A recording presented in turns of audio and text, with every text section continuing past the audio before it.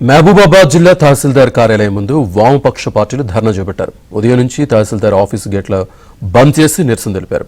బయ్యారం పెద్ద చెరువు అభివృద్ధి పనులు తక్షణమే చేపట్టాలని, సీతారామ ప్రాజెక్టు నీరును బయ్యారం పెద్ద చెరువుకు అనుసంధానం చేయాలని డిమాండ్ చేశారు.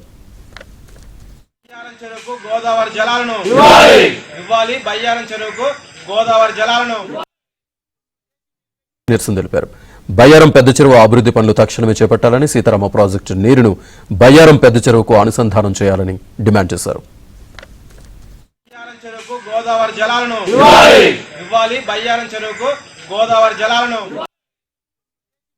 బయ్యారం పెద్ద చెరువు అభివృద్ధి పనులు తక్షణమే చేపట్టాలని, సీతారామ ప్రాజెక్టు నీరును బయ్యారం పెద్ద చెరువుకు అనుసంధానం చేయాలని డిమాండ్ చేశారు.